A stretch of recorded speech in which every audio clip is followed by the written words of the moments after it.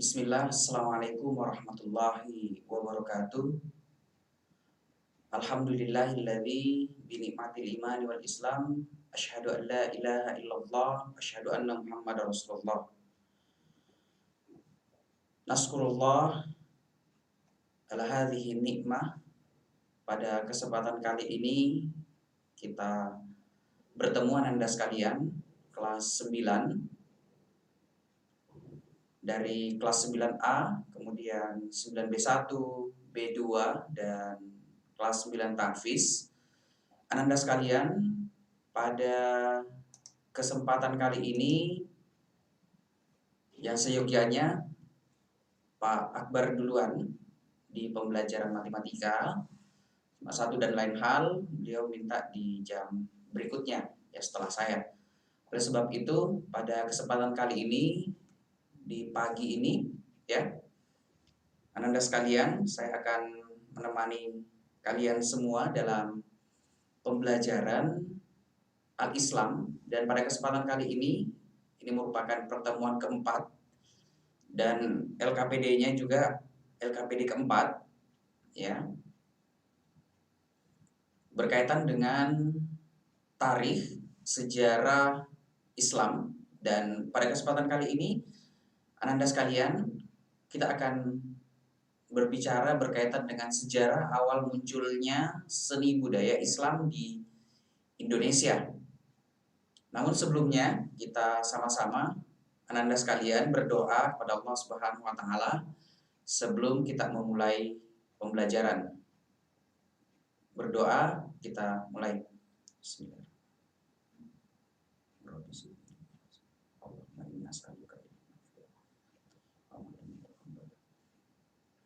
Alhamdulillah, Ananda sekalian, berkaitan dengan pembelajaran kita di SKI di bab 3, ini berkaitan dengan sejarah.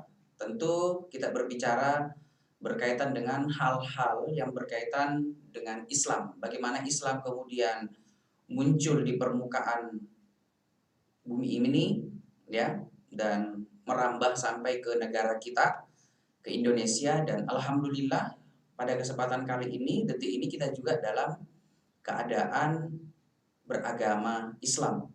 Nah, tentu hal ini Anda sekalian berkaitan dengan seni. Ya, kita akan bahas berkaitan dengan seni budaya Islam di Indonesia. Namun sebelumnya kita mulai dari pemaparan awal ya. Seni dan budaya Islam di Indonesia. Kita jelaskan dulu berkaitan dengan seninya. Seni adalah sebuah keindahan. Seni merupakan ekspresi dari budaya dan pemikiran manusia yang menghasilkan keindahan. Dan dalam Islam dapat menerima semua hasil karya manusia selama yang demikian itu anak-anak sekalian sejalan dengan pandangan Islam. Ya, Islam memiliki pandangan tentang keindahan, ya, kesenian yang ma'ruf, yang merupakan budaya masyarakat yang sejalan dengan nilai-nilai Islam. Karena di dalam Islam itu anak-anak sekalian, ya, berdasarkan Al-Quran dan As-Sunnah, di dalamnya itu mengajarkan kepada kita untuk ya berbuat yang ma'ruf dan mencegah yang mungkar. Jadi dari seni itu ya, kita harapkan ada nilai-nilai yang mengajarkan kepada kita semuanya tentang sebuah keindahan, dan keindahan itu tolak ukurnya Anda sekalian berdasarkan Al-Quran dan As-Sunnah. Ya. Karena kalau kita sendiri yang merasakan bahwa keindahan itu seperti ini dan seterusnya, itu beda. Oleh sebab itu kita harapkan apa yang kita anggap indah itu memang dibolehkan di dalam Islam, bukan kemudian mau kita sendiri. Ya. Oke. Itu yang menjadi dasar kita dulu untuk menilai sebuah keindahan. Oke, kemudian anak-anak sekalian, dalam pembelajaran kita ya, ada fungsi seni. Ya. Seperti apa yang pertama? Ini berkaitan dengan siapa yang kemudian menikmati seni itu. Ini berkaitan dengan sejarah. Fungsi individu. Ya. Yang pertama, dalam fungsi ini anak-anak sekalian dibagi menjadi dua. Ada yang bersifat fisik, diri kita, ya, yang kemudian kita nikmati dari diri kita. Kemudian bersifat psikis, itu berkaitan dengan jiwa kita. Bagaimana kemudian seni itu bisa membawa kita ke dalam hal-hal yang positif. Nah, dalam hal ini kita akan bahas berkaitan dengan fisik diri kita, ya, seperti apa? Nah, yang pertama berkaitan dengan fisik, Ananda sekalian, fungsi, ya, penemuan kebutuhan secara fisik. Ya. Fungsi yang banyak dipengaruhi atau dipenuhi melalui seni melalui pakaian yang berhubungan dengan fisik. Jadi saya pakai pakaian, ini adalah bagian dari seni. Ya, pakaian yang saya kenakan ini, kemudian dengan model seperti ini, tentu Ananda sekalian kalau beli pakaian, lihat-lihat, wah ini bagus, oh ini bagus, oh yang ini enggak terlalu bagus, wah saya berarti enggak jadi beli. Ya, oleh sebab itu kita akan melihat bajunya, oh bajunya bagus, berarti saya beli. Ada nilai, wah ada nilai rasa yang kemudian Ananda rasakan ketika membeli sesuatu, ya, yang dipakai. Ya, ini kita yang dipakai dulu. Sama, saya beli HP, ya. Ini tentu Ananda sekalian kalau beli HP tidak asal beli. Waduh, saya suka yang warna seperti ini, kemudian memorinya gini, kemudian mereknya ini. Ya, itu. Ya, Ananda sekalian. Itu berkaitan dengan fisik. Ini ada berupa busana, pakaian tadi, kemudian perabotan. Kalau ibu-ibu itu biasa beli apa istilahnya, kalau di rumah itu beli perabotan ini dan seterusnya, ya. Nah, seperti itu. Ini juga bagian daripada aksesoris yang kita pakai, ya, untuk melengkapi apa yang menjadi kebutuhan kita. Jadi ada handphone. Kemudian anak sekalian, ya, musik, ya, senam. Itu yang kemudian mempengaruhi kita juga dalam kehidupan kita sehari-hari. Jadi ini menjadikan kebutuhan kita. Karena ketika kita mendengarkan musik kemudian kita melakukan senam, artinya fisik kita bergerak, ya. Dan di situ ada nilai olahraga, ya. Nah, kemudian yang kedua Anda sekalian, fungsi pemenuhan kebutuhan secara psikis, ya, emosional. Yang fungsinya dipenuhi melalui seni murni baik dari segi membuat atau mengubah. Jadi membuat sesuatu atau misalnya sudah ada tapi kita apa istilahnya? Didesain kembali, ya. Kemudian seperti apa contohnya? Lukisan. Ya, kita kalau lihat buku, ini adalah bentuk Ananda sekalian. Bentuk lukisan. Kemudian kamu biasa buka juga ada beberapa yang novel, ya, musik, tari, film, dan sebagainya. Ini adalah bentuk psikis, emosional. Artinya yang nikmati itu bukan diri badan kita, tapi lebih pada emosional kita. Ya, film, kemudian kita nonton, wah seru. Ya, kemudian kita lihat lukisan, tulisan Arab, kemudian ada bentuk kaligrafi, ya, kemudian ada pementasan-pementasan tertentu. Ya, kita akan lihat itu. Jadi yang menikmati adalah emosional kita, ya, psikis kita. Ini yang kemudian Anda sekalian kita akan berikan pada kesempatan kali ini. Nah, coba kita lihat berkaitan dengan sejarah-sejarah sebelum kita ada dulu, kita ada, ya, seperti itu. Nah, tadi sudah ada fungsi individu dibagi dua, ya, kemudian kita masuk di fungsi sosial. Ini lebih banyak. Fungsi sosial artinya dapat dinikmati dan bermanfaat bagi kepentingan orang banyak. Bukan satu dua orang, tapi banyak. Dan relatif dalam waktu yang bersamaan. Fungsi ini dikelompokkan menjadi beberapa bidang. Ya, berkaitan dengan sejarah. Ada fungsi, ya, dalam bentuk komunikasi. Ada dalam bentuk hiburan, ya, komunikasi. Ini kemudian hiburan biasa kita dengar Karena itu banyak, ada yang berupa film, kemudian berupa musik, kemudian yang lebih banyak lagi pendidikan. Ya, seperti yang kita rasakan hari ini adalah bentuk pendidikan. Dengan munculnya berbagai teknologi, kemudian kita bisa berkomunikasi jarak jauh dengan apa yang menjadi hasil pengembangan dari teknologi yang sudah ada.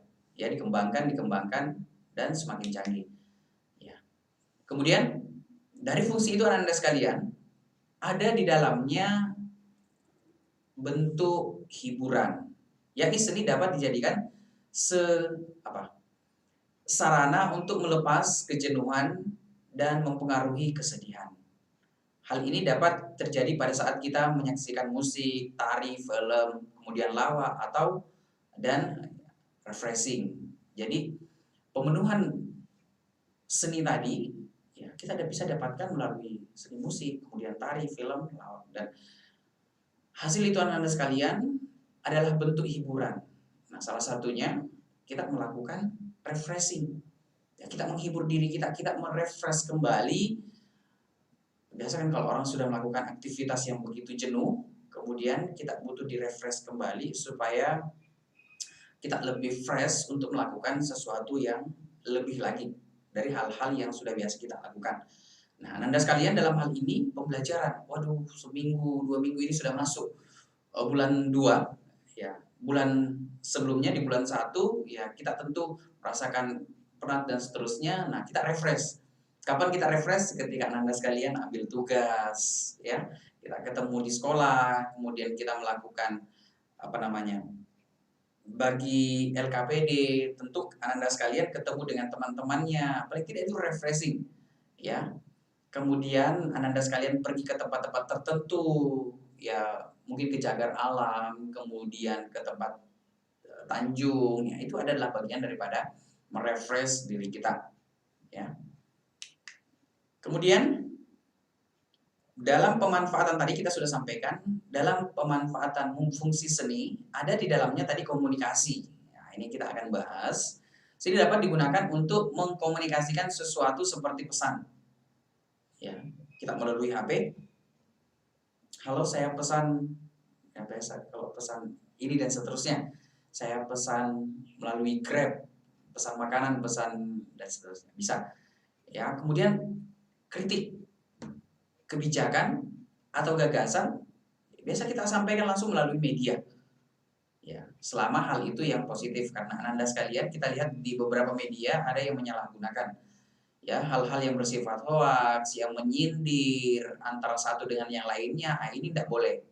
Ya, karena Anda sekalian, apa yang kita sampaikan di sini, pembelajaran yang kita lakukan ini didengar, dilihat oleh banyak orang. Oleh sebab itu, konteks pembicaraan kita juga tentu hal-hal yang positif, tidak kemudian menjelek-jelekkan orang lain. Tidak boleh. Ya, karena Islam itu adalah agama rahmatan lil alamin. Ya, tidak mendiskriminasi antara satu dengan yang lainnya. Jadi itu tidak boleh. Nah, dalam hal ini Anda sekalian, dalam fungsi komunikasi, kita bisa munculkan kebijakan, gagasan tadi sudah, kemudian lagu balada, poster, drama, komedi, dan reklame. Itu biasa langsung dimunculkan melalui beberapa media. Ya. Ini sangat penting untuk kemudian kita belajar banyak dari komunikasi yang alhamdulillah sampai hari ini semakin berkembang. Kemudian fungsi seni berikutnya Anda sekalian melalui pendidikan. Pendidikan juga memberikan manfaat seni kepada kita sebagai sarana pengantar. Contoh gambar ilustrasi, buku pelajaran. Ini adalah bagian daripada karya. Ya, buku ini Anda sekalian, ini adalah bagian dari karya. Ada yang buat ya dengan kata-katanya, kemudian dengan model pembelajaran supaya mudah difahami oleh Anda sekalian. Ya, itu adalah bentuk seni dalam dunia pendidikan. Ya, poster dan hal-hal yang bersifat lagu. Jadi kalau lagu itu lebih pada pembuatan ya syair-syair di dalamnya. Jadi kalau misalnya syairnya kemudian tidak bagus, tentu lagunya juga tidak laku, trendingnya juga tidak lama.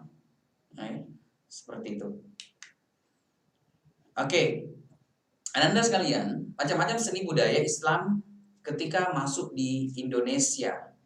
Ya, ini kita tadi sudah paparkan beberapa berkaitan dengan seni. Nah, sekarang kita lihat di Indonesia seperti apa. Ya, sebelum-sebelumnya, artinya kita lihat dari sejarahnya, seni dan kebudayaan yang berada di Indonesia pada awalnya merupakan akulturasi, percampuran kebudayaan yang saling apa istilah, bertemu atau saling mempengaruhi yang satu dengan yang lainnya pada saat tertentu. Ya, tentu budaya yang ada di Indonesia, kemudian ada saudagar yang kemudian atau ada orang yang berdakwah ke Indonesia, tentu banyak model atau sarana dakwah yang kemudian dia jadikan sebagai media untuk berdakwah. Oke, jadi seperti itu Ananda sekalian. Kemudian kita semuanya bisa merasakan bagaimana di sekeliling kita,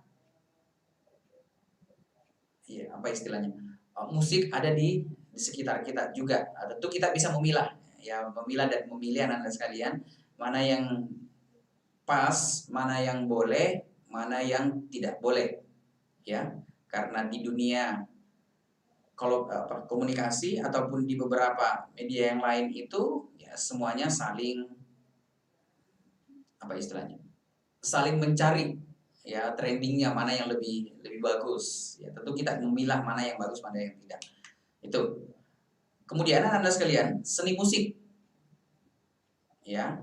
Nah, sekarang berkaitan dengan seni musik merupakan suara, melodi, bunyi yang menarik untuk kita. Ya, seni musik yang dimiliki oleh Islam ini kita inginkan. Kita ingin kenalkan kepada Anda sekalian. Cuma kalau untuk ukuran kamu ya seperti kalau kita lihat di sini musik gamelan. Ya, ini musik tradisional yang ada di daerah Jawa yang coba dikenalkan oleh umat Islam sebelumnya ketika berdakwah. Dan Ananda sekalian, gamelan ini dipakai biasa ya, ada gamelan, kemudian angklung, kemudian dengan beberapa alat musik yang lain. Ya beda kalau drum band, kemudian dengan yang mirip-mirip seperti itu gitar dan seterusnya, yaitu budaya-budaya dari luar. Ya meskipun memang kalau gitar ada memang yang klasik itu yang memang buatan-buatan Indonesia. Ya, yang sebelum-sebelumnya bukan yang diproduksi sekarang. Nah, sekarang itu berkaitan dengan musik. Kemudian yang kedua Anda sekalian, kasidah. Ya. Nah, biasa kita dengar itu ketika ada pengajian, ya, di beberapa masjid, kemudian nyanyian, tentu yang nuansa Islam, ya, bukan yang kemudian lagu barat atau lagu-lagu tertentu yang tidak jelas artinya, ya. Jadi yang biasa kita dengar itu seperti ada beberapa penyanyi-penyanyi yang memang menyuarakan tentang bagaimana kita lebih giat untuk mendekatkan diri kepada Allah Subhanahu wa taala, kemudian kita lebih mentaati apa yang dicontohkan oleh Rasulullah, seperti itu, ya. Kemudian Anda sekalian, kasidah pertama kali ditampilkan kaum Ansor ketika menyambut Nabi Muhammad, ya, yang hijrah dari Mekah ke Madinah. Nah ini, jadi di zaman Rasulullah Anda sekalian, itu juga pernah ada ketika kaum Ansor menyambut kaum Muhajirin, ya. Kemudian Anda sekalian, yang perlu kita pahami, ini ada beberapa gambar yang Bapak sudah ambilkan ke Anda sekalian, adalah bentuk seni juga. Seni arsitektur. Ini adalah budaya Islam. Ya, bukti adanya akulturasi budaya lokal dan Islam tampak pada bangunan masjid di masing-masing daerah. Ya, berbeda dengan daerah-daerah yang lainnya. Nah, di buku kalian itu Anda sekalian, di buku tarikh ada Masjid Demak. Ya, nanti kita bahas lebih jauh nanti di pertemuan berikutnya berkaitan dengan Masjid Demak. Ini kalau Masjid Demak ini lebih nuansa-nuansa kejawaan. Ya, kita lihat dari modelnya, ya, kalau kita lihat dibandingkan dengan masjid-masjid kita anak-anak sekalian yang berada di daerah Makassar, daerah Goa, atau terkhusus daerah Sulawesi Selatan, tentu beda. Ya, ini masjidnya mereka seperti ini. Di daerah Jawa, di Masjid Demak. Kemudian di bagian atasnya itu anak-anak sekalian, dia berbentuk bersusun, ya, seperti itu. Kemudian yang dipakai juga, kalau kita biasa pakai eseng, nah ini arsitekturnya juga beda. Ini Masjid Demak yang pernah didirikan, ya, oleh umat Islam yang berada di daerah Demak. Kemudian ada juga Masjid Kudus, ya, ini dari akulturasi di daerah tersebut, di mana kita lihat masjid ini ya nuansa-nuansanya beda, ya. Kalau kita lihat begini seperti pura, ya. Di agama lain ada memang dia bentuknya itu tempat beribadahnya mereka. Nah, karena memang berada di daerah yang beda, maka akulturasi itu akan muncul juga karena arsiteknya beda. Ya, di bagian depannya ini, di dalamnya baru bentuknya juga beda. Masjidnya, ya, ini desainnya beda. Ya, jadi kalau kita lihat ini ada maksud-maksud tertentu ketika masjid ini dibangun, ya, dalam hal beribadah karena bersifat akulturasi dari daerah tersebut. Kemudian ada juga Masjid Sunan Ampel, ya. Ini kalau kita lihat dari depan, ya, Masjid Sunan Ampel ini di parkiran mobilnya ini, ya, seperti ini. Ya, beda sekali dengan masjid kita yang ada di Sulawesi Selatan. Kita ambil contoh saja yang mungkin pernah pergi ke Al-Markas, sangat beda, atau di Masjid Raya, ya sangat beda. Kita itu untuk Sulawesi Selatan, untuk Makassar saya lihat juga salah satunya bentuk menaranya, ya, menaranya yang begitu tinggi, yang menjulang, kemudian arsitekturnya sangat beda. Ya, kemudian kalau kita lihat di Masjid Sunan Ampel ini di bagian atasnya Anda sekalian, ini tinggi, kemudian bersusun, jadi di atasnya atap itu ada bentuk, ya, kubah-kubah yang kecil, ya. Ini adalah model dari masjid-masjid di salah satu di Masjid Sunan Ampel. Nah, sekarang kita lanjutkan berkaitan dengan seni rupa. Ya, bagaimana seni rupa? Kalau kalian belajar SBK, ya, ini akan lebih dikenalkan. Dan saya pernah juga ajarkan, bukan angkatan kalian sepertinya ya, yang dulu pernah saya ajarkan untuk kaligrafi, ya. Seni rupa adalah seni yang mewujudkan rupa, tampaknya, mukanya, ya, jadi yang dilihat, ya.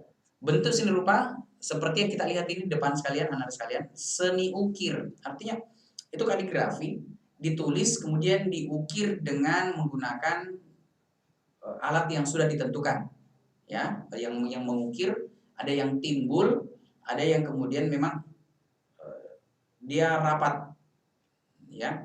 Jadi dia berupa kertas, kemudian yang sudah terpilih atau bentuk dari hal-hal tertentu, kemudian dibuat indah.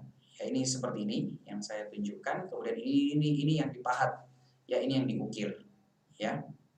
Nah, ini merupakan simbol-simbol ajaran Islam sebelumnya. Karena ini saya lihat ini adalah bentuk salah satu kalimat dalam Al-Qur'an, ayat kursi, ya. Kaligrafi, nah itu tadi yang ukir, ini yang ditulis ini Anda sekalian dengan ayat Al-Qur'an, ya. Ini kita lihat dari sudut, ini sangat bagus sekali, ya.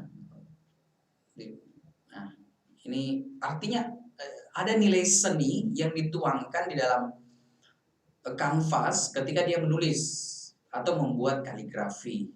Ini yang di tengah juga seperti itu, nuansa hitam dengan model-model tertentu. Ya, saya juga sempat belajar tapi tidak lama, ya. Yang berkaitan dengan kaligrafi ini pernah juga saya buat, ya. Dan ada beberapa huruf-huruf tertentu di dalam penulisan kaligrafi supaya kemudian tulisan Al-Qur'an itu indah, ya, dalam bentuk dituangkan dalam bentuk kaligrafi. Kemudian seni sastra. Seni sastra ini yang kalau kalian lebih ke biasa yang ikut di selis, ya ini lebih tahu sepertinya ini. Ya, tulis merupakan seni sastra tulis merupakan sebuah bentuk karya sastra yang dituangkan dalam bentuk tulisan. Ya. Nah, ini beberapa contoh, ada prosa, ada puisi, cerita fiksi, dan esai. Ya, biasa kamu lihat kisahnya, bukunya Siti Nurbaya, biasa kalian lihat di beberapa cerpen, ya. Ini khususnya ada beberapa kalian yang saya lihat suka baca cerpen, ya. Itu bagus.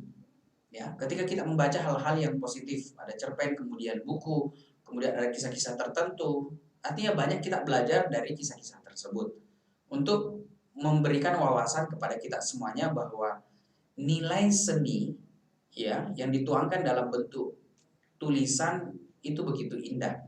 Karena nyusunnya itu tidak mudah, Anda sekalian. Tidak kemudian asal nulis, ya, tidak kemudian asal nulis, tapi berdasarkan kaidah-kaidah dalam penulisan tersebut, ya.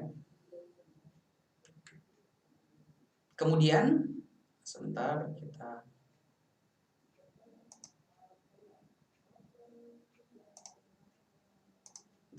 jadi ke depan. Oke, sorry lah dia ke depan ini ya. Saya cepatkan saja dulu. Oke, ini tadi fungsi individu, dia kembali ke depan ini. Oke, kemudian fungsi sosial. Jadi anak-anak sekalian yang lambat, nanti saya lihat ada beberapa yang baru masuk ini, ya, di live chatnya ini. Ada Fauzi Karim, ada Salim juga ini, ada beberapa. Kemudian yang baru masuk ada bukan baru masuk ini, yang lebih awal masuk ini saya lihat ini. Ada Mufida, ya. Kemudian yang kedua ada Faiza, Aisyah Sofia, Azifa, Asma, Riyadi, Siti Hadijah, ada Ikhlas, ya. Ini saya lihat beberapa siswa yang trending paling atas ini memang aktif dalam pembelajaran di bagian awal. Jadi anak-anak sekalian juga yang lain kami harapkan bisa ya, aktif dalam pembelajaran, walaupun kita tidak bertatap muka secara langsung, tapi penanaman bahwa saya ini butuh belajar itu penting, ya, kepada kita semuanya, bahwa gambaran kalian saya sering sampaikan, gambaran kalian, masa depan kalian itu ada pada diri kalian, dan hari ini kalian meniti ya jalan sedikit untuk melihat masa depannya seperti apa, ya. Itu. Kemudian Anda sekalian, kami kembali untuk pembelajaran berkaitan dengan, kami sudah berikan sejarah berkaitan dengan wayang. Kami sengaja tidak bahas di depan, harusnya kita bahas di depan ini sejarah wayang yang kemudian dijadikan sebagai sarana dakwah itu seperti apa, ya. Nanti saya lihatkan videonya, begitupun kaligrafi sempat kami singgung tadi. Nah, bagaimana wayang kemudian memberikan nuansa dakwah, karena ini juga ada nilai seni di dalamnya. Nah, sekarang kita akan putarkan kepada Ananda sekalian.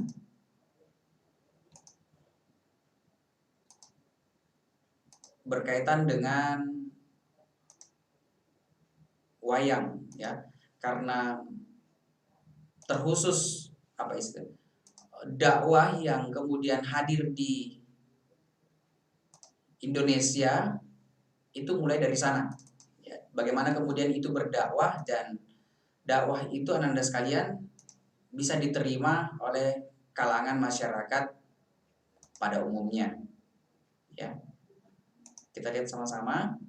Jadi tolong Ananda sekalian untuk berkaitan dengan wayang ini, karena di dalam LKPD-nya itu ada di dalamnya, ya. Kami minta sejarah berkaitan dengan wayang, ya. Kita saksikan bersama-sama.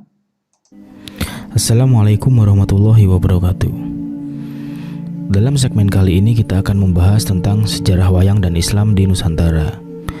Tapi sebelum berlanjut, jangan lupa untuk subscribe, like, dan share channel ini agar channel ini semakin berkembang. Islam datang ke Nusantara dengan damai. Ajaran Islam diterima masyarakat tanpa ada paksaan. Melekangkan sumingep nampeki ketonggo kang war.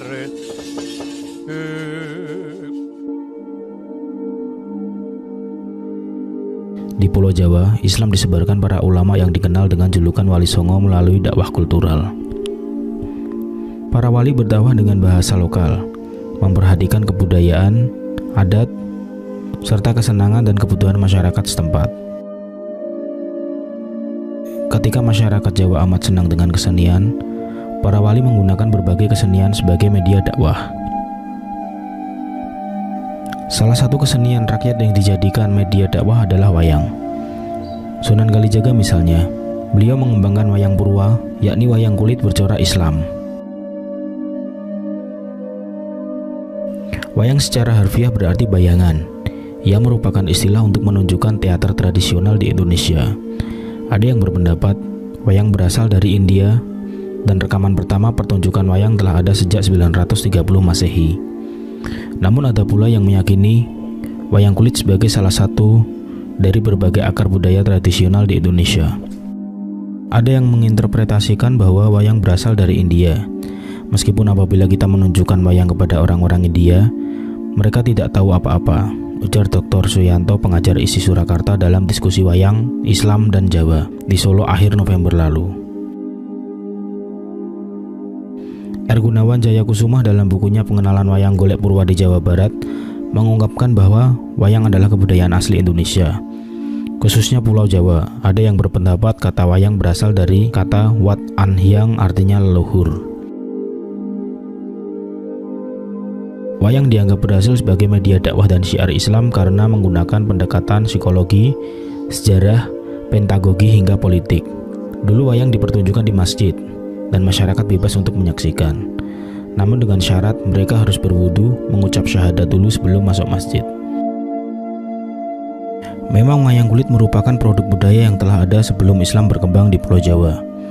Namun sejak Islam datang dan disebarkan, wayang telah mengalami perubahan. Budaya keislaman dalam wayang kulit purwa tidak hanya dijumpai pada wujudnya, tetapi juga pada istilah-istilah dalam bahasa Padalangan, bahasa wayang, nama tokoh wayang dan lakon atau cerita yang dipergelarkan. Nama tokoh pewayangan khas Jawa Punokawan seperti Semar, Petruk, Bagong, dan Gareng pun berasal dari bahasa Arab. Setiap tokoh memiliki karakter tertentu yang memiliki peran sebagai media penyampai syiar dan dakwah Islam pada zaman itu. Menurut Dr. Suyanto, sejatinya wayang merupakan media yang digunakan Wali Songo untuk menyebarkan Islam di Nusantara. Cikal bakal wayang berasal dari wayang beber yang gambarnya mirip manusia dan lakonnya bersumber dari sejarah sekitar zaman Majapahit. Saat itu, Kerajaan Demak sebagai kerajaan Islam melarang wayang dipertunjukkan dengan gambar mirip manusia. Lalu Wali Songo berinisiatif mengubah gambar wayang menjadi gambar karakteristik yang hidungnya sangat panjang dan tangannya hampir mencapai kaki. Keberhasilan wayang sebagai media dakwah dan syiar Islam pada zaman Wali Songo terletak pada kekuatan pendekatannya terhadap masyarakat. Wayang mampu mengenalkan Islam kepada masyarakat yang saat itu animisme, dinamisme, serta menganut agama Hindu, serta menggunakan pendekatan psikologi, sejarah, pedagogi, hingga politik.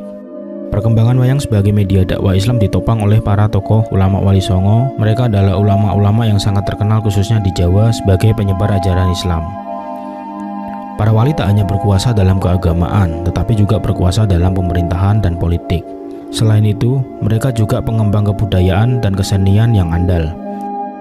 Oleh mereka, kesenian Jawa berkembang hingga mencapai puncaknya yang kemudian dikenal dengan seni klasik. Salah satu kesenian yang hingga kini tetap populer adalah wayang kulit purwa. Wayang telah mengalami perubahan dipenuhi dengan simbol-simbol keislaman, yang merupakan hasil dari kerja keras Sunan Kalijaga dalam menyebarkan dakwah dengan kesenian wayang kulit. Sunan Kalijaga merupakan anggota Wali Songo yang pandai memanfaatkan cerita dalam pewayangan, menjadi strategi mendakwahkan Islam di tanah Jawa. Mengingat cerita wayang kulit berasal dari kisah Mahabharata dan Ramayana, melalui ketetapan Sultan Demak bersama Wali Songo dilakukan beberapa perubahan dalam pergelaran wayang kulit, agar sesuai dengan ajaran agama Islam. Seperti cerita dewa diisi dengan paham yang mengandung jiwa keislaman dan jauh dari kemusyrikan. Lalu memodifikasi wujud wayang dengan dibuat pipih 2 dimensi agar terkesan tidak menyerupai bentuk manusia. Wayang tidak lagi digambarkan pada kain, namun diganti dengan menggambar di atas kulit kerbau. Menurut Bapak Cirebon, Sunan Kalijaga digemari oleh masyarakat yang masih menganut kepercayaan lama karena kemampuan yang sangat luar biasa saat mementaskan pergelaran wayang kulit. Selama menjadi seorang dalang, Sunan Kalijaga berkeliling ke berbagai daerah, dari Pajajaran sampai wilayah Majapahit. Sebagai upah mengundang Sunan Kalijaga mendalang, masyarakat tidak perlu membayarnya dengan uang, namun cukup dengan membaca 2 kalimat syahadat. Dengan demikian banyak orang yang masuk agama Islam.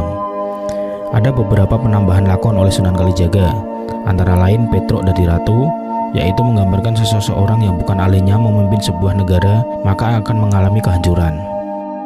Lakon Jimat Kalimasodo, yaitu menggambarkan lambang dari 2 kalimat syahadat. Lakon Semar Bangun Kayangan, Bangun Candi Saptaharga, dan Dewa Ruci, yaitu perjalanan rohani tokoh Bima mencari kebenaran. Selain itu, Sunan Kalijaga juga menciptakan tokoh punakawan yang diantaranya Semar, Gareng, Petruk, Bagong.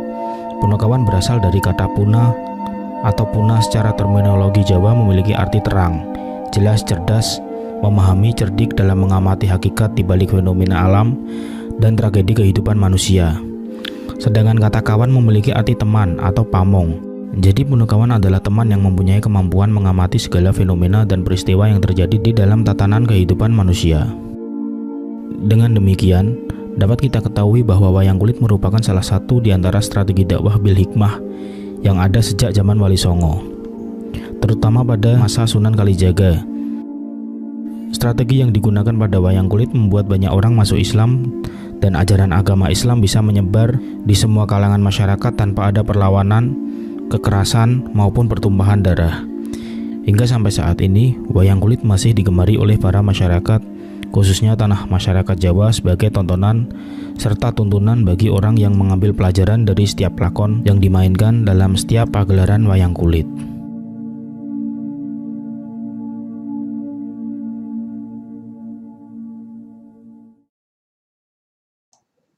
Oke, Ananda sekalian yang dirahmati Allah Subhanahu wa taala.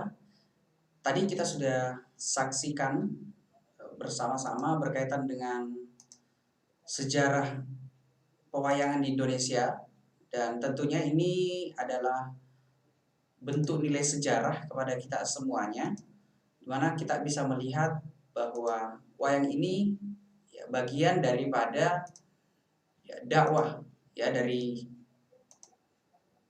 orang-orang yang mendakwahkan Islam, dari Wali Songo dan orang-orang yang lainnya, untuk mendakwahkan bagaimana Islam ini mudah dikenal, mudah difahami melalui pewayangan, ya. Dan mudah-mudahan Anda sekalian bisa mengambil pelajaran daripada sejarah pewayangan ini. Nah, sekarang Bapak akan tampilkan berikutnya berkaitan dengan dakwah yang melalui kaligrafi, ya, pengenalan nilai-nilai Islam melalui kaligrafi. Seperti apa? Kita saksikan bersama-sama.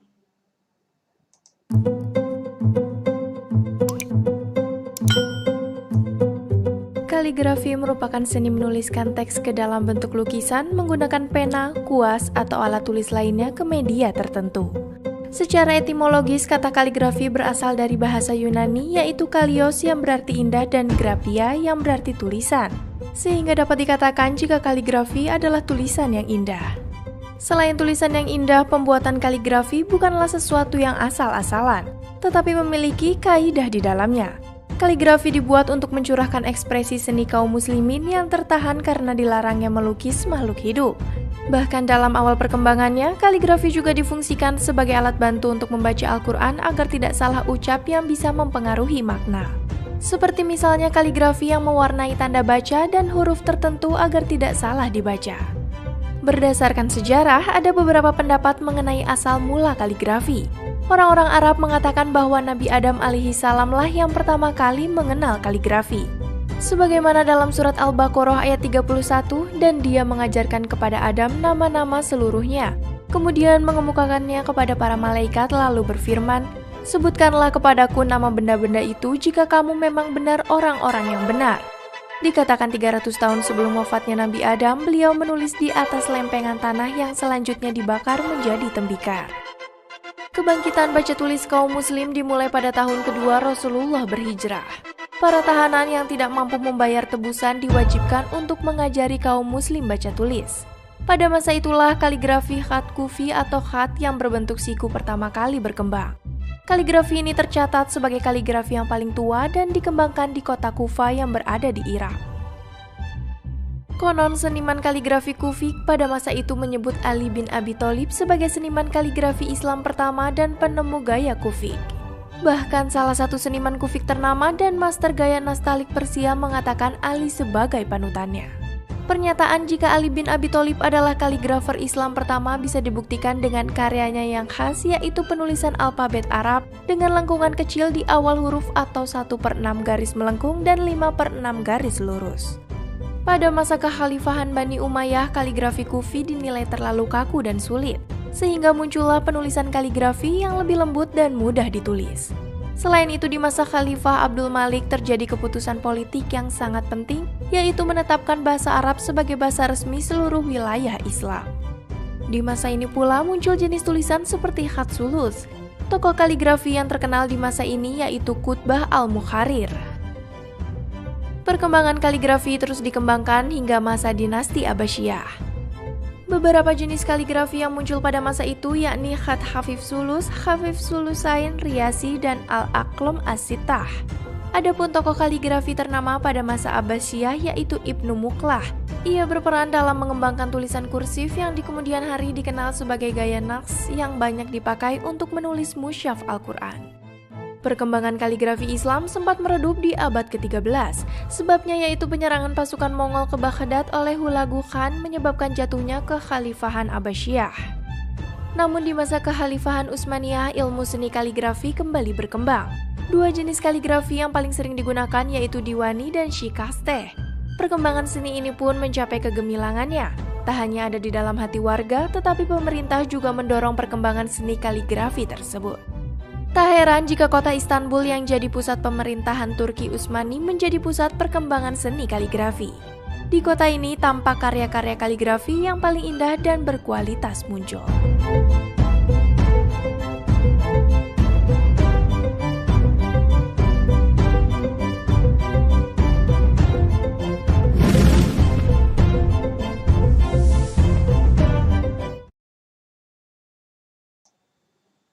Oke, anak-anak sekalian, alhamdulillah kita sudah saksikan bersama-sama berkaitan dengan sejarah singkat kaligrafi, di mana menanamkan nilai-nilai Islam dan sejarahnya, dan hingga kini ya umat Islam berdakwah dengan nilai-nilai seni dari kaligrafi tersebut. Dan mudah-mudahan anak-anak sekalian bisa memahami materi kita pada kesempatan pagi kali ini. Kemudian kami sampaikan kepada anak-anak sekalian yang berada di rumah untuk mengerjakan LKPD yang sudah diambil kemarin, kelas 9A, B1, B2, dan kelas 9 Tahfiz. Ya, mudah-mudahan kita bisa memaksimalkan pengerjaan LKPD-nya. Ya. Ini saja yang Bapak sampaikan pada kesempatan pagi kali ini di awal bulan 2 ini untuk pembelajaran kita di tarikh atau sejarah kebudayaan Islam, dan mudah-mudahan anak-anak sekalian bisa mengerjakan lembar kerja peserta didik dan dikumpul ya. Kami cukupkan anak-anak sekalian, prestasi tetap melaju, ibadah tetap nomor 1. Wassalamualaikum warahmatullahi wabarakatuh.